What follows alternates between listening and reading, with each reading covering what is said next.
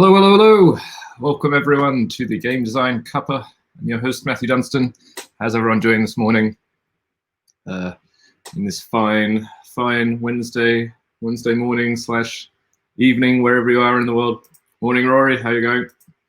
Yeah, we actually have some nice sunshine today, which is has been a bit of a rarity over the last little while. Yeah, it's nice to be up, and I decided to change up the tea this morning. Bonjour, Nicola. We're used to Theo's streams in the mornings in French, so I can try and do this in French, but it'll be a very short stream. Yes, I'm trying some green puncha tea, or I'm probably saying it wrong, but sort of a floral kind of tea this morning. I realize having black tea so early in the morning is not doesn't agree with me so well. So green tea for me. I hope you all have a beverage of choice. You're all comfortable and well, or getting started on the day, I guess, as you all might do. What are you up to today? I actually managed to get up quite early and get a little bit of my my other job, my research job. We've been writing an article for a while, and I was just making some final edits to that. That's why I was running a little bit late, because I got on a bit of a roll. Nicholas making some muesli. Very nice, very nice. Always amused by the size of the mug. I'm a small mug man myself. Well, yeah, I don't know. I guess it's, for me, it's about efficiency. I like making, one cup of tea and it lasting me for a little while. I guess my other thing would be to have a nice, like a thermos or a teapot or something. But in the middle of winter, the tea gets so cold so quickly that it's not. So it doesn't work so well. Morning, Rob. How are you going? Welcome. Yeah. So yeah, it was good to get a bit of writing done. It was sort of reminded me of. Morning, David. How are you going? Oh, okay, you're doing some yoga. Excellent. I've been doing sort of ever since lockdown. We've been trying to do some daily sort of HIIT like workouts, sort of 10 or 15 minutes. Yeah, do a bit of exercise. I might do a little bit after the stream. It's a little bit too hectic to do it before the stream on Wednesdays. Nicola has a bigger mug than standard, but it's seriously dwarfed by us. I mean, it might all just be, everything appears slightly larger than reality in the camera. It's not that big. It's probably 500 mils or something. I don't know what a standard teacup is, but anyhow, yeah. So, well, we're just here chatting about game design. What's been up in games with you all? What shall we chat about? I was actually reminded of when I was working on this research stuff today, how important, like how much of a difference it makes just to get started on things. I find like I have so many tasks that I put off for days. I'll have like little, here's my normal kind of like sheaf of notes of things to do. And I'll make these notes and I'll think, oh, I have to wait until I get, a proper hour or a proper half day or something to work on this. But if you just kind of like just get started, then suddenly you realize, oh, that actually only took me 20 minutes and then it's done. And I have a nice thing where I can like scrunch up a little bit of paper and I've got my recycling bin over there, and it's just a nice feeling to get things out of the way.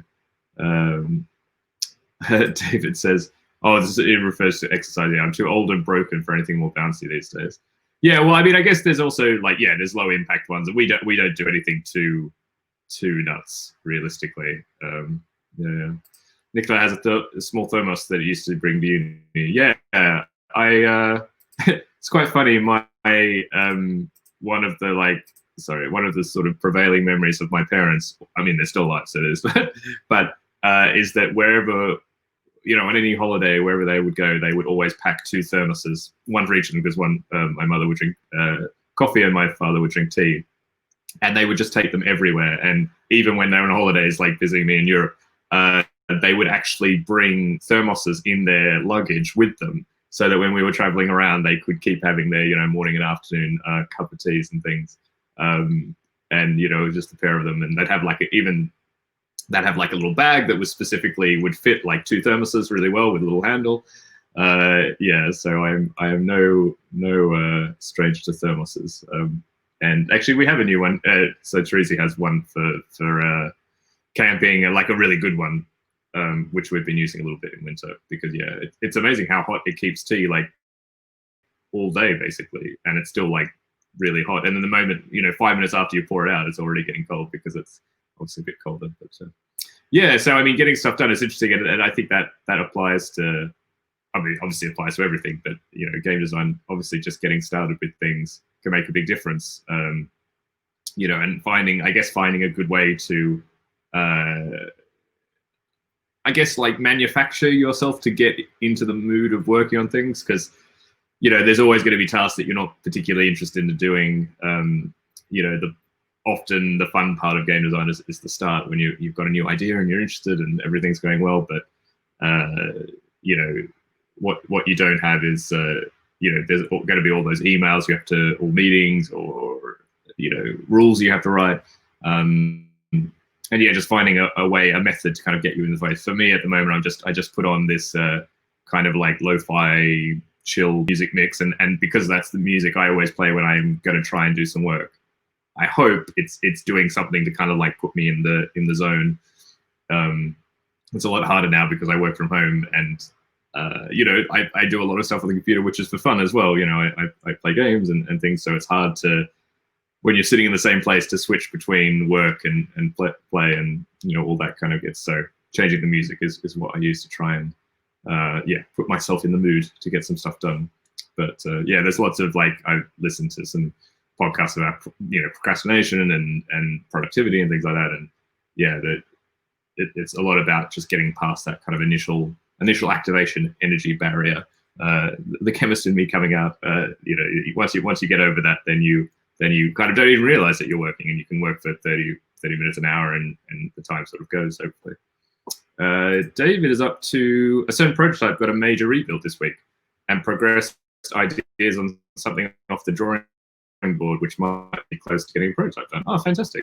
Any thoughts on the Chocolatiers prototype that we played? So David's been joining the Cambridge playtest group. We do some virtual playtesting once a week, and joined for the first time last week, and we played his a Chocolatiers prototype, which is kind of a cool kind of like polyomino style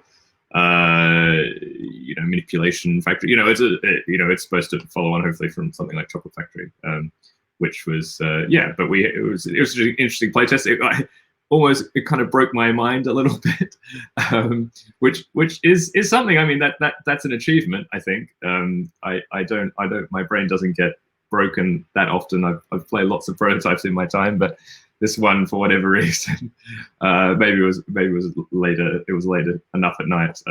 Okay, it was the one that rebuilt. Okay, well, it'll be interesting to see where it progressed. Yeah, that's good to hear. Great to hear.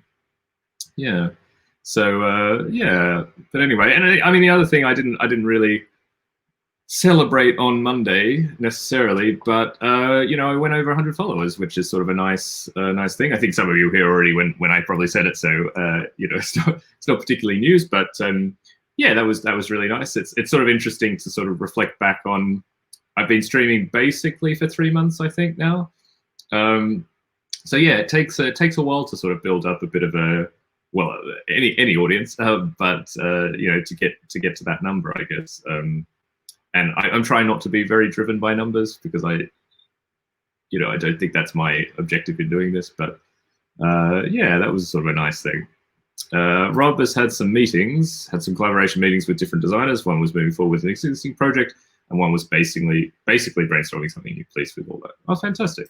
Really, yeah, it's nice when you make new connections, and when you're kind of vibing on a new project, and you have some sort of nice thoughts about that.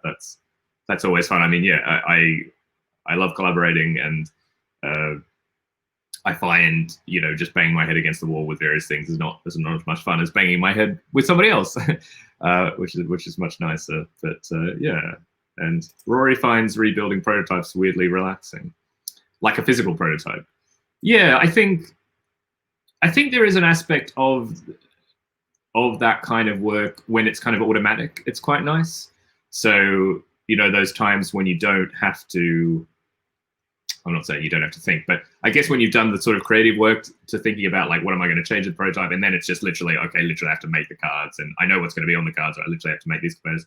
I find like Tabletop Simulator a little bit like that at the moment, when, especially when I've made all the graphical components and then all I have to do is like the work to kind of load them in and do and I'm kind of used enough to Tabletop Simulator now that that's not necessarily quick, but it's easy and it feels like kind of rote work. And, it's the kind of like, yeah, and it would have been the same when you're making a physical prototype, because you're kind of using a different part of your brain rather than that kind of heavy creative thinking. You're just, kind of working with your hands and doing something practical. So yeah, that is really nice. I suppose you get to do less of it now because there's, I haven't made a physical prototype for quite some time, actually. It all exists on Tabletop Simulator. I have to actually get some new ink for my printer because I would like to now playtest a few things with Treasy, but I realize I can't even print them off because I'm out of yellow ink. Thanks very much, Rory, and Rob for the congrats, and Nicola.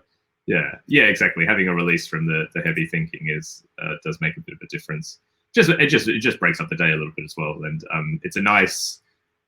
It's. I mean, I was talking about like when I finish a task, I can scrunch up the piece of paper and throw it out. It's the same a bit with like it's like a little milestone, a little note of I've finished this or I've completed this, and you don't always have that with game design necessarily. There aren't that many moments in the whole process which feel final or feel definite, I guess. So it's nice to create those moments as you're going along, and like completing a prototype or even doing a playtest in some ways can feel quite definite because it got played. The first time you play one of your new designs all the way through is always a nice feeling as well, because I feel like there are so many times you're kind of like messing around with cards and you're like, oh, let's play a few rounds and let's see how that goes, and like, okay, that didn't work, or and you change something and do another few rounds, and it's the first time when you play the whole game and, well, firstly you get to the end and it makes some sort of sense, but also when you get to the end and you're like, oh, actually that wasn't that bad, like there are things I would fix, but there's nothing, like it wasn't painful to get through, or there was some interesting decisions there. It's that moment of feeling is a nice moment to make the most of. Yes, but so I mean, what else has been going on? I've had actually some really cool, quite fun, also like kind of a restart of like meetings with publishers. It feels like I did my raft of emails to publishers. I might have mentioned this on the stream at another point, but I did a raft of emails to all the publishers who I've got current projects with. So these are games which have been signed and hopefully will be released.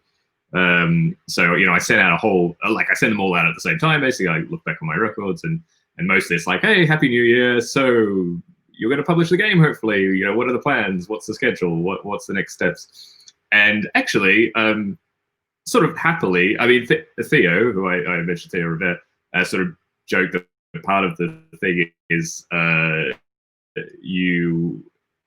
you make these, you do these emails and then you get negative responses like, oh, we're not going to publish our game anymore. So there's always a bit of a risk. But I was quite fortunate that, for the most part, actually people have got back and things are moving along. But what it's meant is now there's this whole raft of new meetings, which are really great about, and I got to play some Tabletop Simulator prototypes of games that will be published either this year or early next year. I played 2 yesterday, so I had 2 separate meetings. And that was really nice, actually. It's a funny feeling to like get to play your prototype. In both cases, actually, many, many months since I've, in one of the cases, I haven't played the prototype for at least 6 months, I think. We signed the game, in both cases, we signed the game, a year and a half ago. So that was an interesting experience, but it was actually nice. It was like, it made you sort of reconnect. You're like, oh, this project still exists and it's fun, and you remember what you were doing, which is nice. Nicholas says, I maxed out the capacity of my basic workshop again on Tabletopia pretty quickly and can't really afford to upgrade, so I'll need to start making video Tabletop Simulator, even though it strongly reduces the pool of testers. Was really interested in casuals that would open something in their browsers for free. Yeah, it's a tricky thing. I actually, weirdly enough, I did actually start on Tabletopia, and that was only because the very first project I started working on was a collaboration with Tony Boydell, and he was using Tabletopia. I don't know if he still does. I think he does, or I'm not sure. Anyway, he had built one of his prototypes in Tabletopia, and I sort of playtested with him, and I thought, okay, I'll give this a go, and I did do, I think, a basic like designer package, like I had to pay something every month, and I also quickly got to the limit on that, I think. And then at some point, I actually did already have Tabletop Simulator. I had it for a long time. I think maybe at some point, maybe like with Chris Marling or someone, like years ago, we'd sort of looked at using it, and so I downloaded it then, but never really used it. And yeah, I find obviously there's huge advantage of Tabletop, as you said, like nobody has to download any programs. You could just sign on and play. I think, obviously the usability, I think, is roughly the same, to be honest. I think there are quirks in both programs. And once you get used to one thing or another, then, like I think whatever you get used to, you'll be fine with. And thankfully, it's not too bad switching between the two. But I have to admit, and I mean, I know, a person complains about paying for something, it's, I guess the point is it's hard to justify the cost. It is reasonably expensive, I would say, especially for someone like myself. And Nicola, it sounds like, it's people who, will have multiple games on these virtual platforms. It's hard, like I have, I don't know, 30 prototypes on Tabletop Simulator or something. I don't know how much that would cost me. That would cost me more than what I was paying before, and I already thought that was a bit expensive. So, I think it's, it's a bit of a pity that it's so expensive on the designer side, I would say. I feel like they've sort of they've missed. I think they've missed the market a little bit. Like I can understand that for publishers who want to set up games, it's a little bit different, and they can pay for that. But for kind of independent designers, I would love it if they would kind of look and say, can we make a package that's compelling for those people who aren't companies who want to play test prototypes and things like that? Because I still think the ability to not have to have your playtesters have a bit of software is pretty useful in like virtual conventions. We had the problem in like UK Games Expo, where we had a virtual playtesting kind of hub for playtests.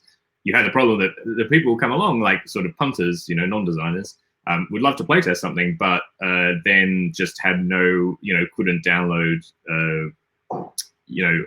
Tabletop Simulator, and most of the things were in Tabletop Simulator, so that was definitely a bit of a problem.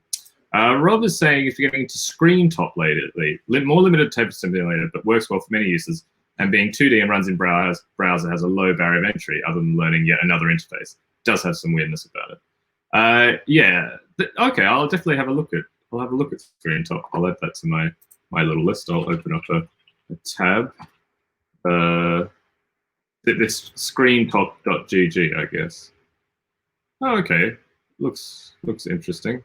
I shall check it out. Rory says, I like Tabletop, but in reality, it's still a lot of onboarding for casual people. And yes, I'm talking about casual non-designers. Yeah, I think we're all getting at the same point that it's just difficult, even for designers. If you're on one platform and you're not on the other, it's hard to, if you're used to doing things in Tabletopia, it's hard to go to Tabletop Simulator, for example. Yeah, so I think it's just reduced the barrier of entries, and it's still not the best way to playtest. Obviously, like I think it has mostly really shrunk the kind of available pool of playtesters to be other designers mostly. Which is fine, but it's, that's one of those difficulties. Yeah, it's just one of those difficulties at the moment, but we all have to do our best, I guess. I was saying, there is a general sense in the online board game design community that everyone has Tabletop Simulator, which is clearly not true if you want to work with more casual players, as Nicola mentioned. Yeah.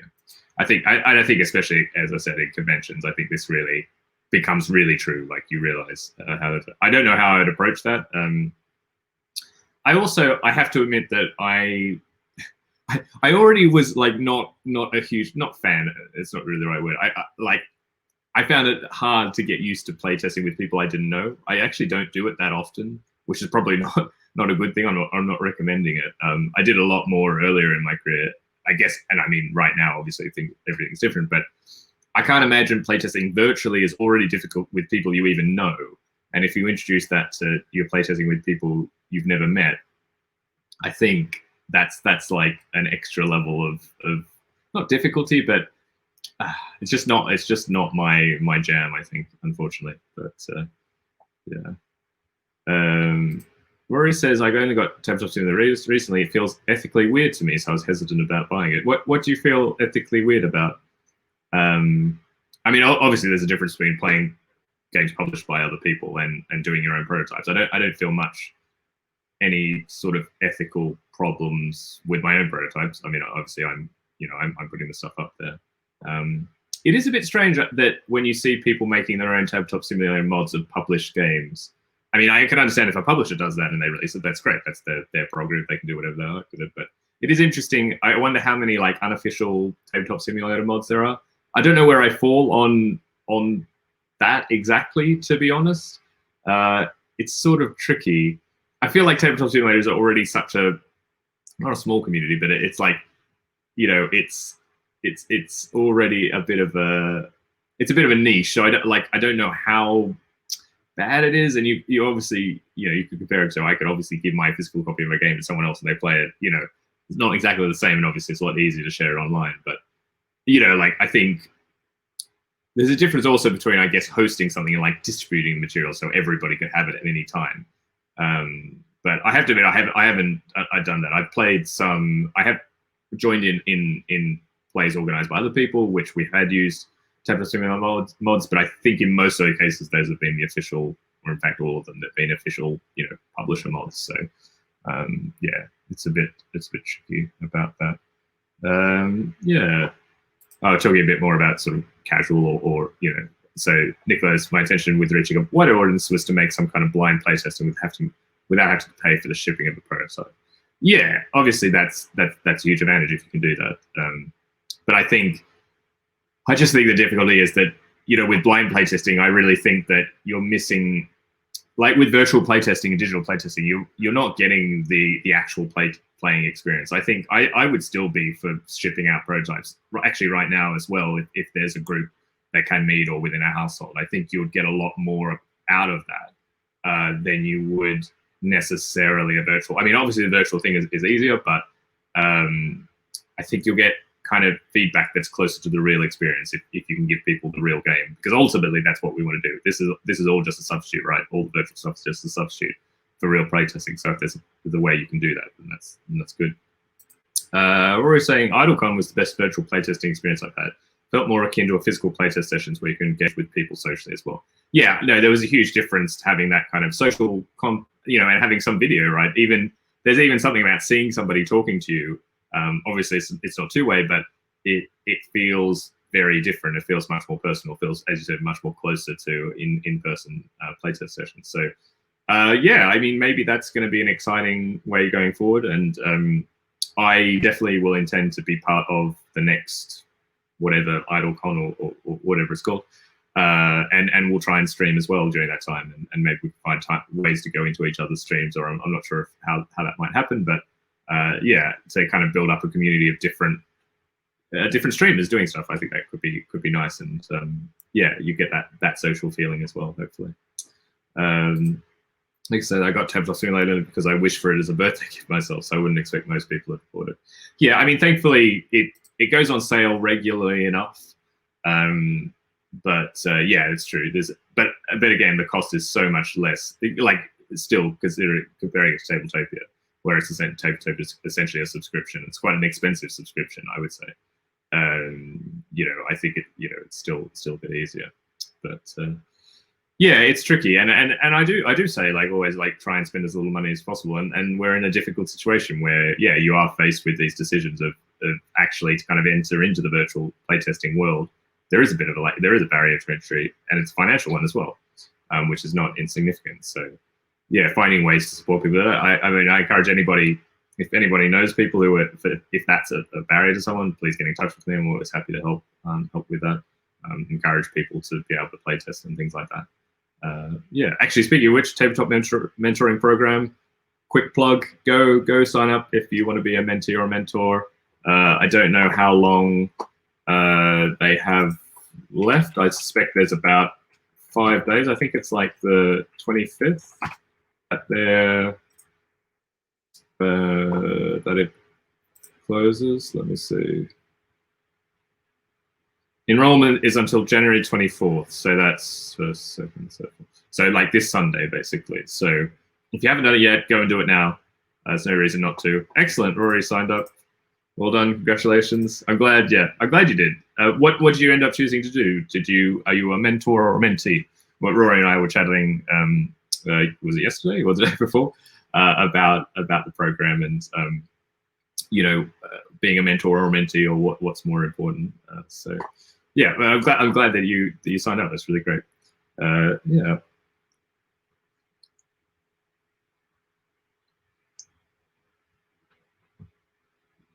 Rob says, over the last year, I've not been spending, for example, £50 plus a month to get to playtesting meetups, so I have a budget for some more stuff. That's true. And I always, for example, we would have the weekly playtesting in Cambridge, and it was at a pub. And, I kind of wanted to support the pub because they've actually been, like, the fact that we've actually been able to meet at the same place for 10 years, although it's gone through like 3 changes of owner in that time. But the fact that we've been able to, has been really fortunate, actually.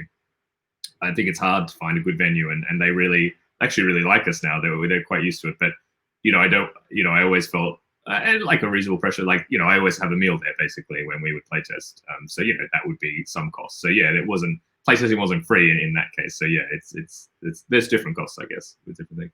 And Rory chose to be a mentor. And excellent. Well, fantastic. I know they're always, usually I think they're like oversubscribed on the mentee side, so it's good to have more mentors. Although, of course, if you want to be a mentor, go for it. That doesn't stop you.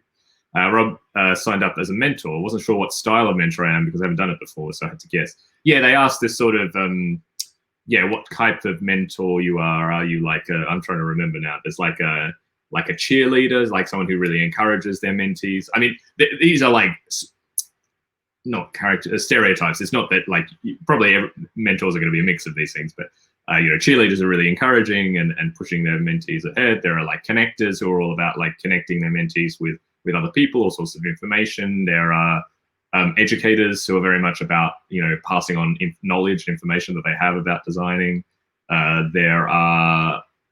There's 2 more, but I can't remember the other 2. Maybe I'll remember. But it's interesting, and I think it's.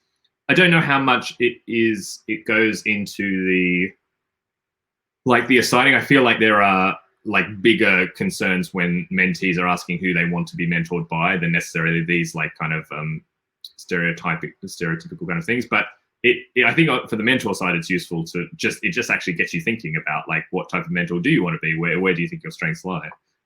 Challenger. Yeah, there is like a challenger. That's right. Which is like about kind of setting goals and like pushing your mentee to kind of go forward and that sort of thing. I don't think necromancer is one of the options. I don't really want to. I don't know what necromancy would apply to mentorship. I don't want to think about that too much. But anyway, yeah. But good call. Yeah, but do sign up if you get a chance. I think it's a really great program there, and Grace and Mike are really doing a fantastic job, I think, and it's kind of going from strength to strength. I think, in a way, this time of us all being online and virtual, I think, has helped in a way something like the mentorship program, because it kind of fits into that the way we're all working at the moment, and it's a nice way to kind of keep forge new connections when it's hard to do otherwise. So. I should say that I'm also still completely addicted to Luck Be a Landlord. So I'm sure there will be some streams on the weekend if I finish a few tasks that I have to do. But I'm sure there will be some more streams where I, play it for many hours. I'm well and truly hooked. Necromancy would allow you to call up the spirit of Sid Saxon. Oh, that's it's a slightly bittersweet. Or Alex Randolph. Yeah, both sort of classic game designers. It's I really enjoy reading. I don't think I have all of Sid Saxon's books. I mean, I have the Gamut of Games, which I guess is the main Sid Saxon book. I'd really recommend if anyone gets a chance to get a copy. I think they're reasonably inexpensive, like secondhand copies. But it's just incredible how he collected a lot of different designs, and actually he would describe games, but he'd really go into thinking about what makes them tick as a design, or ways you could vary the games and then get a completely different experience. And I mean, a lot of the games are very abstract. They're not, they're in some ways they're of an age that, I'm not saying you would necessarily publish those games these days, but I think in terms of thinking about game design thinking, there's really not that many books that are written like Sid Sackson's. So would really recommend it. And yeah, it's a pity that we can't talk with him. I'm sure he would be an amazing mentor, or amazing, like, can you imagine him streaming or something? Would be fantastic. But yeah, oh well, it's the way it goes, I guess. Yeah. It was sort of bittersweet when I was looking at so it's going straight, but Franz Benno DeLonghi, who was a German designer, and he designed Transamerica and Trans-Europa, probably the two most and best known games. And actually, unfortunately, he died reasonably early. He died in 2008, 2009, something like that. But it's interesting because it's not that long ago, so there are actually still like Board Game Geek interviews with him and things that, like, on the site, and it's sort of strange to read these and sort of be he's sort of talking about his designs, what he likes, and of course at the time he didn't know, this was a few years before he died, but I don't think it was, it was a sort of a shock that how he passed. But anyway, it's sort of strange to read these things, like that we're used to reading designer diaries and things like that, and then you sort of see that in the context of someone's life, and that's, it was just I don't quite know. It just makes you realize that in some ways it's great that your work sort of lives on. I mean, I've played Transamerica a lot of times, and that's amazing. And Sid Sackson can't stop, and I'm sure he'd be psyched to see, the number of players on Board Game Arena or something like that.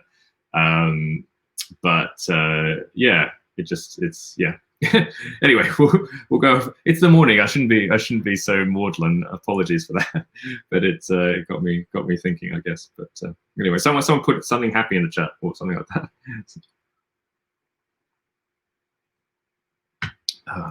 Actually, the green tea is good.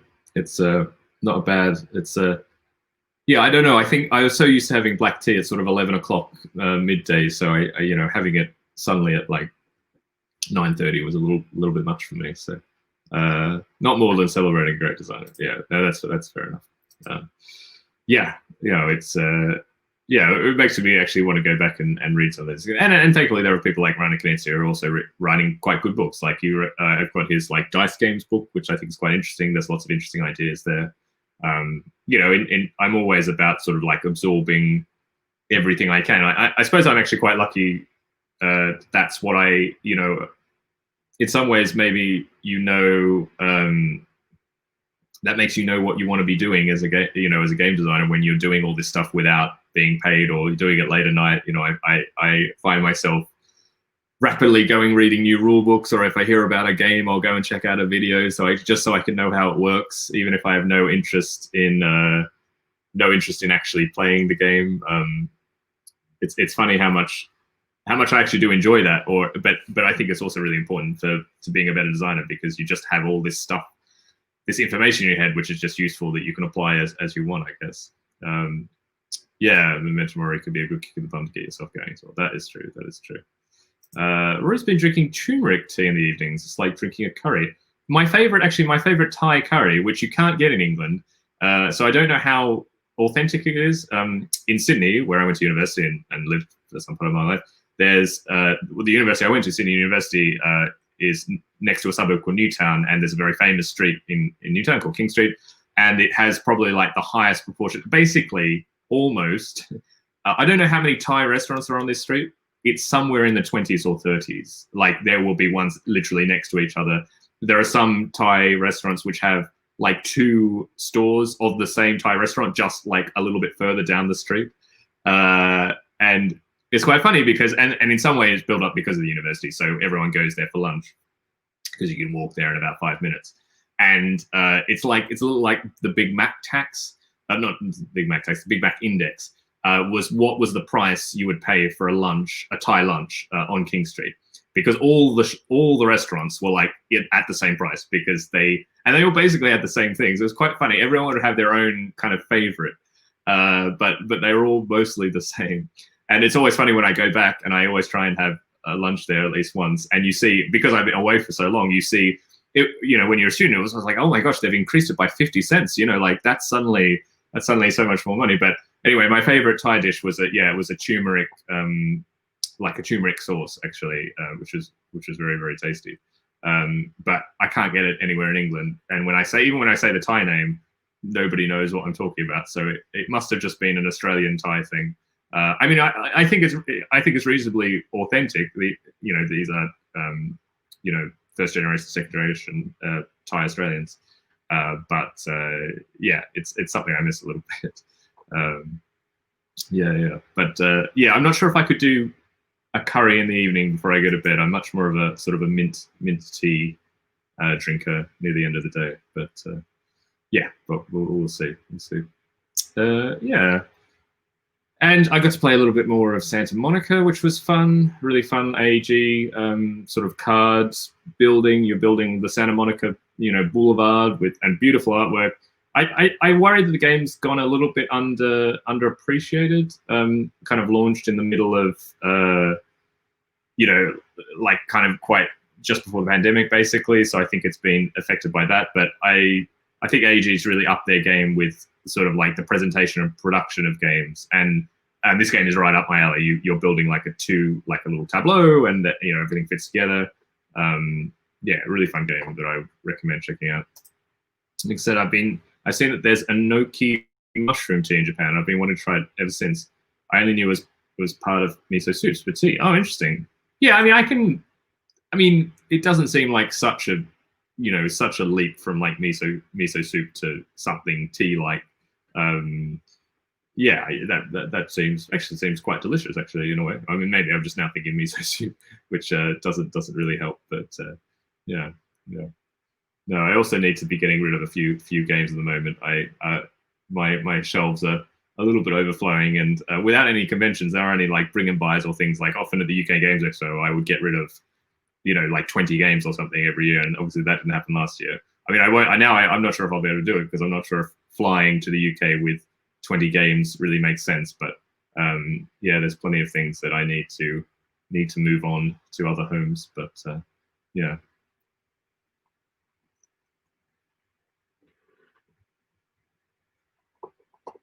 trying to remember to drink more because I must say sometimes I've had, oh, thanks very much for the follow, RNG Cake.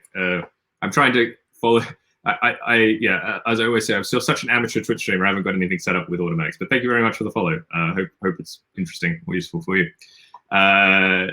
Yes, hadn't thought about mushroom tea as a kind of soup. Yeah, it sounds quite nice. 101. Well, actually, no, we're even at 104 now. Would you believe? No worries. Thanks very much for joining, Rory. Hope you have a great day. Hope everything will be well, and maybe see you on Friday or before. So I think we'll be raiding Bez as per normal, I assume. Oh yeah, a little bit of it's not really news, I guess, but I'll be joining Bez on her stream once a fortnight now. She's starting a new series about looking like kind of going through all the stages of game design and development, from like initial idea to prototyping to iterating to pitching all the way. And we're going to do one topic every 2 weeks. I think they already had the first topic, which was inspiration, last Tuesday, I believe. And it's with Rita Modal, fantastic designer of, is it Men at Work? The Pretzel Games site, and a few other games she's from Germany, and Alan Paul. So it'll be the four of us now. They very kindly asked me to join. So yeah, that will be Tuesday, every fortnight on a Tuesday morning on Bez's stream, starting next week. Well, at least starting for me.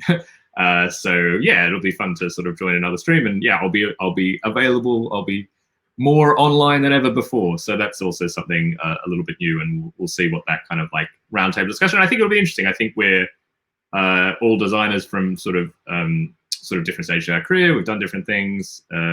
So I think it'll be interesting. Yes, it was Men at Work, and King of 12 is her latest. Okay, yeah, I will actually check that out. Yeah, so it's nice to sort of actually turned out there are like also I'm sort of this bridge between UK and Europe, and there's another European designer and some British UK designers and things. So it'll be a bit of fun hopefully, and we'll see how that goes. Rob can never do Tuesdays. Oh, that's a pity. Which is a shame. The panels always look good. You have to catch up. Yeah, that's true. I mean, the hope is actually something like this is actually probably quite good to catch up on, because it's yeah, I always wonder a little bit, like, you know, something like this is probably not that much fun to catch up on because it's a lot more about being in chat and talking and that kind of thing. I'm not sure how much lasting important information is being imparted in this stream, but I think, you know, these kind of panel topics where you have a real topic and you're kind of going through it, I'm sure will be still useful afterwards. But although who knows, maybe there's someone out there who's just always looking for the next game design Cuppa to pop up on YouTube, and you know, they can sit back with their own tea and just, you know, relive the experience of this sparkling conversation that we will be having. But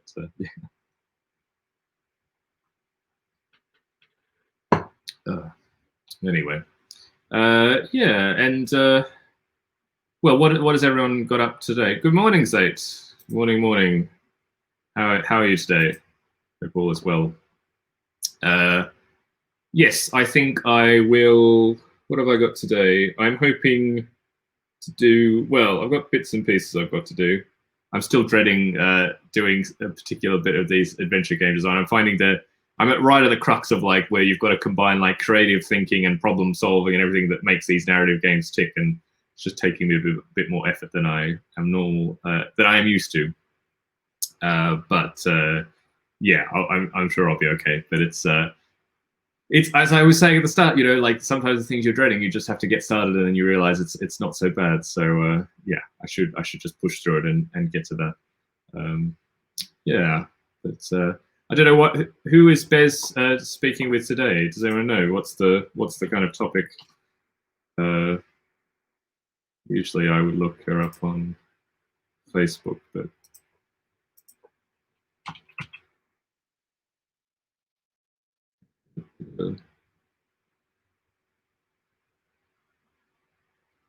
Okay, I can't find what the current thing is. Rob says, I have a copy of the first Adventure Games box, hoping to play it with the family in the near future. Oh, fantastic. Nice to, well, I hope you enjoy it. And yeah, it's always nice to see them kind of, yeah, making their way through the world and seeing different reactions to them. I think I saw like, there's like an Italian version now. I think there might be a Hungarian version, actually, I saw on Board Game Geek. So yeah, more and more languages that I'll never be able to read, but that's definitely nice to see. Well, yeah, I guess soon I'll be getting my sales report, which will be interesting to see how it's all going for the last year. So we'll see how that goes. Zate says Wednesday Bez just reached. The Choose Your Own Adventure book, no interview. Oh, okay. So also kind of a relax. So yeah, it's a combined. You can go from a relaxing tea drinking stream to a relaxing reading stream, and you can have a great start to your Wednesday and Wednesday morning. Sounds quite lovely. Yeah, and well, if anyone has also ideas about what they want me to talk about on the kind of more formal Mondays and Wednesday streams, do let me know. Sorry, Monday and Friday streams, let me know. I haven't decided what I'm going to talk about on Friday yet.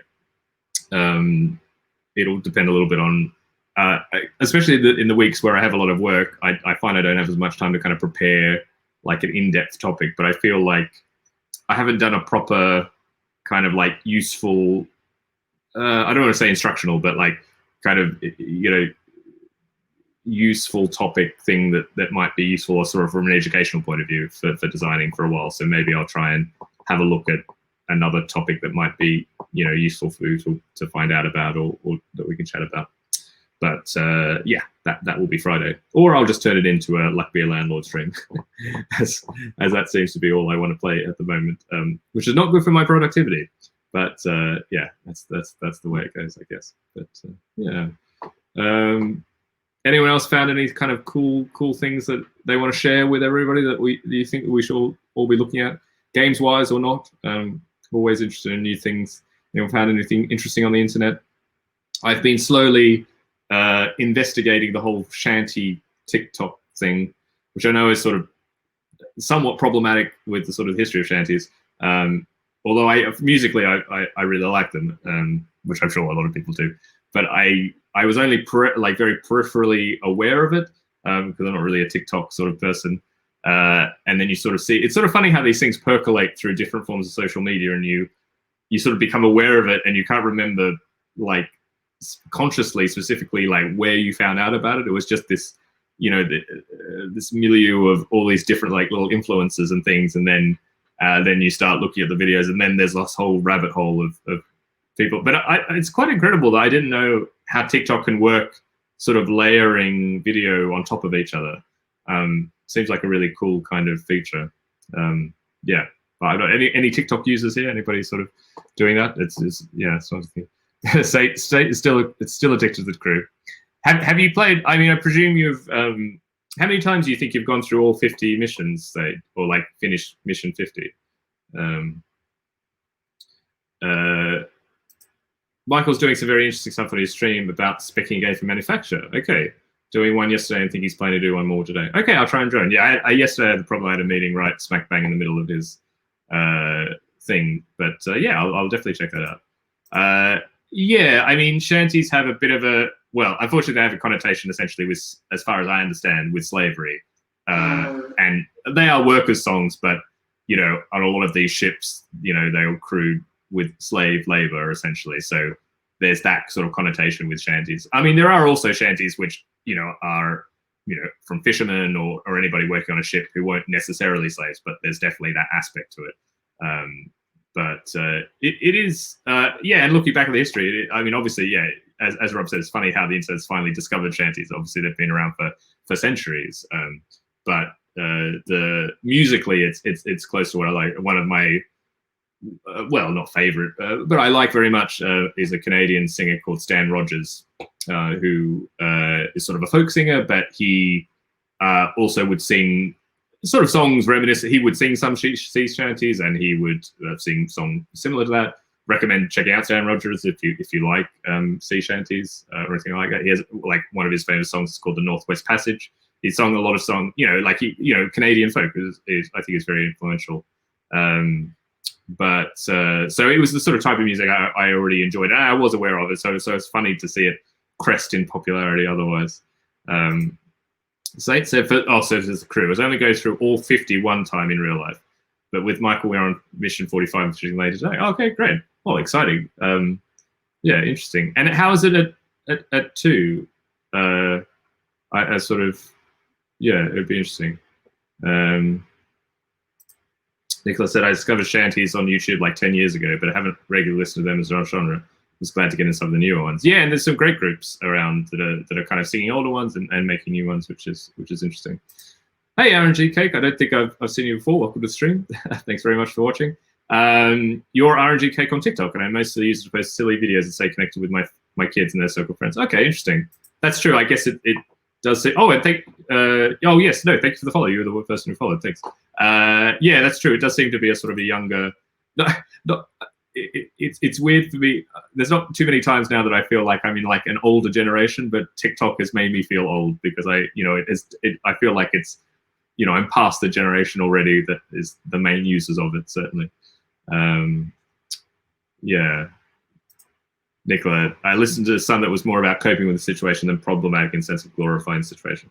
Yeah, I think, I mean, as far as I can understand, the function of a shanty was actually fairly practical. You know, essentially it would synchronize work on a ship, and like the regular beat, you know, when you didn't have any machines, you needed like a regular beat to ensure the parts of the machine, which were people, were sort of working in time. Yeah, exactly as Rob said. Like some shanties are work, some are recreation, not so much slaves. Yeah, I guess there were, yes, the whole crewing thing, whaling. Yeah, I mean there are a lot of negative parts of that world that yeah, I'm not sure if it's, yeah, I am not educated enough. I don't think anybody needs another white man to sort of talk about these aspects, but it's like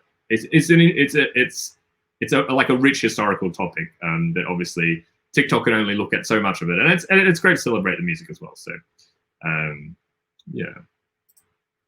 At 2, you can only do the crew in real life. It has a dummy player as player 3 and use all full color. For the dummies player hand is 7 cards open, covering 7 cards you can't see until they're uncovered. Oh, interesting. Actually, kind of sounds like Bridge a little bit. Weirdly enough, I'm not sure if anybody plays Bridge here, but in Bridge, when it's a contract game, you play in partnerships. But when you win it, when you're playing a contract, the partner of the person who's leading the contract actually doesn't play. They put their cards face up on the table, and then the other person chooses what cards they play. So it's interesting. I wonder if that was influenced by bridge, actually, because it sounds quite similar. TikTok is mostly concerned with the supply of sugar, tea, and rum. Sounds more like a year ago. Yeah. Someone should, yes, maybe someone needs to get Kickstarter quick with like the Wellerman Trading Company or whatever it is. Yeah, but of course, again, do we need another game which is which is merely taking a topic and deciding to ignore all the kind of historical context? I'm not sure. Yeah, I'm not sure if whaling is a thing that we want to like bring back as a thing. But anyway, but it is funny. It's funny that how. Yeah, and you sort of wonder the person that Scottish singer who sort of started it all, you know, yeah, how would he have ever known that it was going to grow into this thing? You know, Malcolm Gladwell's written like a few books, like Tipping Point, I think, is one of these main books about when things kind of go viral, or it's always interesting to kind of trace how these things sort of. And I mean, it's not just like in social media. I always found it, unfortunately, maybe it's not. You know, given the current pandemic, but I always found absolutely fascinating the story of HIV/AIDS, actually, about from the sort of strictly scientific point of view, how that virus started, as far as I understand, in the Congo. You know, it was a simian-based virus, and how these very specific events had to happen to go from that simian-based virus all the way to sort of a breakout in North America, and all these different points. Not just from a social point of view about how people move around, but also actually, you know, epidemiology, how, you know, very specific things had to happen in order for, you know, even viruses to go from animals to humans, because there's lots of chances for animal viruses to get into humans, essentially. Like there's lots of animal-human contact, like globally, but it's such a small chance that virus will actually survive once it's in a different environment, because it's a completely different, you know, biology, and the vast majority of them die out very quickly, and there's no actual transmission. But it's, you know, these very specific events which go into this large, obviously viral, you know, spread, and there's similarities with the kind of, you know, Twitter, TikTok virality and the scientific virality. So always found that sort of interesting. These sort of tipping points. So yeah, if you're interested in that, Malcolm Gladwell's Tipping Point book is a very sort of like approachable into it, and there was a really fantastic podcast which I unfortunately can't remember, but if you look up sort of like AIDS podcast, you know, they kind of go through very detailed, basically, you know, it's like the origin story of AIDS, and yeah, it's really fascinating, and I guess it kind of fits in my, you know, obviously I have a bit of a scientific background, so that I'm quite interested in it anyway. So yeah, but they present it in a way that, if you're not a scientist, you'll also be able to understand. So it's not, yeah, it's quite approachable in that way. Maybe it was on, I feel like it was on NPR or something. I feel like it was an NPR interview, but I'm not sure. Yes. Oh, well, actually, as I say, if anyone wants other cool kind of tip for music, we quite enjoy the NPR Tiny Desk concerts, which haven't happened so much, obviously, in the pandemic. But if you look up on YouTube, NPR Tiny Desk concert, that also can be a nice form of live music, which is a lot of fun. And they have such a like wide variety of musicians that you'll probably find something you like, you know, amongst all of that, as a sort of a thing for the rest of the day. If you want something to watch or listen to, rather. Yeah. So we're coming up on the hour. Thanks for everyone for joining for the Game Design Cuppa. Hope it's been suitably chill and relaxed, and we've been chatting about you know, working on games a little bit, you know, virtual playtesting, getting into shanty talk at the end, talking about the crew. Yeah, so hopefully it's been interesting. I hope you all have a really fantastic day going forward, and I hope it's sunny wherever you are. Here actually, this is really rare that we've had sun for like quite a few weeks. It's quite nice. I have these really nice skylights just to my left, so it's a really nice time to be up here when it's sunny.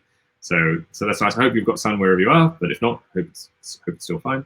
Yeah, and I guess we'll be looking. Well, I don't know. So if someone lets me know when Bez is on, then we will go a raiding. Maybe we should all go shanty raiding or something. Oh yes, well okay. It's a grey and grizzly. The normal UK. Well, yeah, I don't know. Maybe that's the one positive about leaving the UK. No, but it's been very grey here as well, so I can't really say it's been so much better. No, my pleasure, my pleasure. I hope it's a nice way to start the day, and we'll see. I mean, it's interesting because when I talked with Theo a little bit, like he was sort of saying when he started streaming in the mornings that there's sort of an audience that time works well for that like later in the day it doesn't work. But we'll see. I'll keep going with it for now. But we'll see how it goes. It's drizzly and sunny here. Wow. Okay, that is because you're not really that far away. I'd say. I would always imagine that the weather is pretty much the same almost. I'm sorry to hear about the headache. Hope it can go away soon, or that you get a little bit of cloud or something that might help. So I hope that gets better soon. And thanks very much, as I said, for joining. I've got through my tea. For those everyone thought that. Well, actually, no, I haven't actually. I thought it felt a bit light, but then I looked and it's like still a reasonable amount of tea. So yes, this is my bucket gallon of tea. Not quite through it, but definitely. At least I've drunk more of it during the stream than I normally would, which is good. So I'm probably a bit more hydrated. The snow we had lately has melted away, but the sun hasn't really come back. Yes, I think all the snow has gone here. We've had a bit over the weekend, and quite a bit, but it's all I think it's quite a bit. I don't know how warm. I don't think it's like that warm, but I think it's reasonably warm. Oh, at 6 degrees, which is pretty hot. I was going to get colder. So it's a high of 7. Summer weather. We'll have to go out and actually have a walk around the park or something. Haven't been outside too much, but yeah. Oh, okay. So it's still cold enough in the evenings. Yeah, I don't know if it's really been that cold in the evenings even to freeze anything here. So yeah, but we're in the middle of the city, so it makes it really. Hey Alex, how you going? Welcome. You've come just in time for us to go raiding Bez, I think. So okay, so this week it should go up to 10. Oh wow, okay. So Bez has popped up, so we will go a raiding, I think. We will go a raiding. Yeah, there's Bez. Great. Well, as always, thanks everyone. Hope you have a fantastic day, and see some of you on Friday, normal time, 4 p.m. GMT, 5 p.m. CET. And until then, have a great time and enjoy your own Cuppa. Right. And let's go a raiding. See how that goes. 3, 2, 1. All right. Thanks everyone. Take care.